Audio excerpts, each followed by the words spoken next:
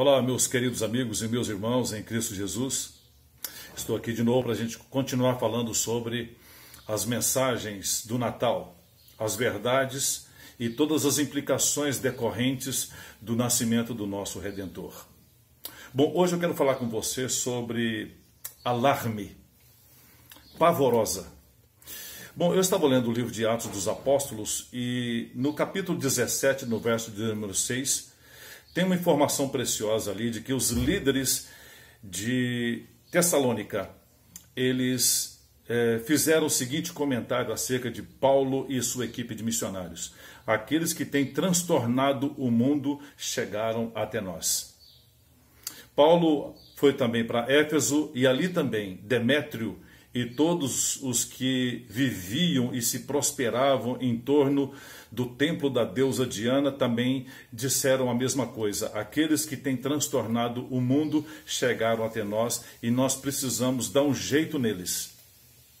Bom, com esse pano de fundo, eu gostaria de hoje trabalhar com você em Mateus capítulo 2, do verso de 1 a 4, que diz o seguinte: Tendo Jesus nascido em Belém da Judéia, em dias do rei Herodes, eis que vieram os magos do Oriente a Jerusalém e perguntavam: Onde está o recém-nascido rei dos judeus?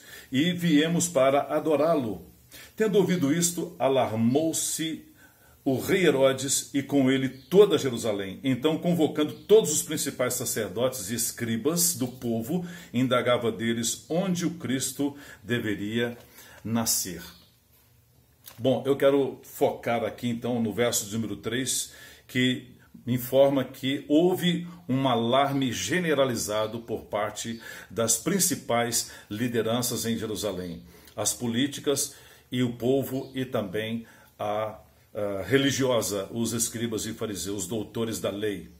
Agora, a pergunta é, por que esse pessoal se alarmou? Por que esse povo entrou em pavorosa? A informação aqui, a resposta é clara, simples e objetiva. Diz aqui o texto que os magos que vieram do Oriente a Jerusalém perguntaram onde está o recém-nascido rei dos judeus, porque vimos a sua estrela e viemos adorá-lo. Então é clara aqui a resposta. Aqueles magos tinham as informações precisas e históricas e escriturísticas acerca do menino Jesus.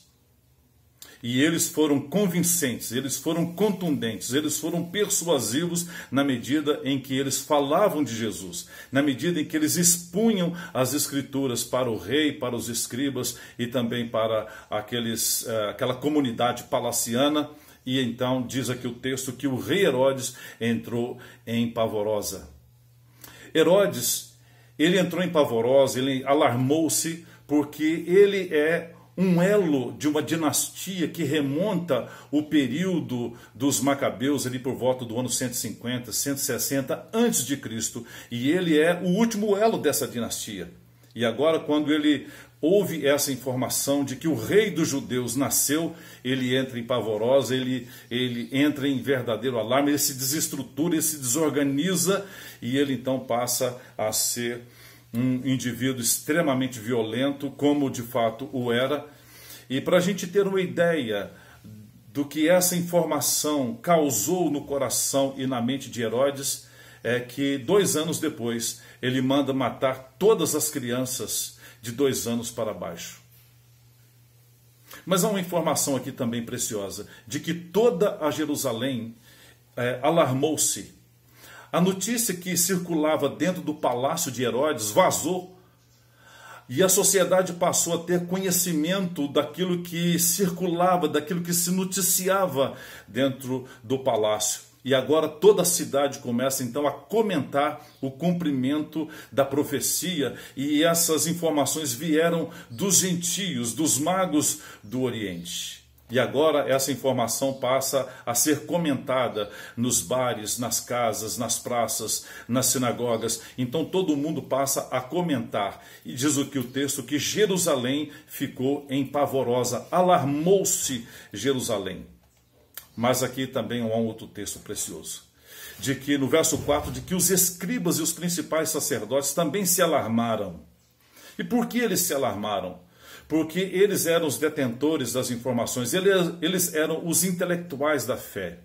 Mas, na opinião do povo, havia um outro entendimento.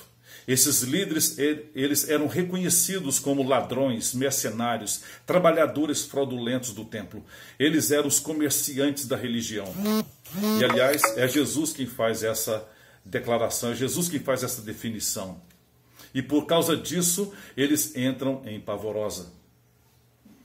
A mensagem do Evangelho precisa ser pregada com tamanho poder que possa provocar um verdadeiro terremoto naqueles que ouvem. A exemplo de Herodes, a exemplo da comunidade palaciana, a exemplo de Jerusalém, a exemplo dos doutores da lei, dos intelectuais da fé. Você precisa pregar o Evangelho com poder e graça. Pregue o Evangelho de tal maneira que você possa provocar um verdadeiro terremoto naqueles que te ouvem. Essa é a mensagem do Evangelho. Eu desejo que o Senhor te abençoe e te guarde. E você possa fazer isso nesse Natal também. Se essa mensagem foi boa para você, compartilhe com seus amigos. Vamos tornar o Evangelho de Jesus conhecido para milhões de pessoas. O Senhor te abençoe e te guarde. Um forte abraço.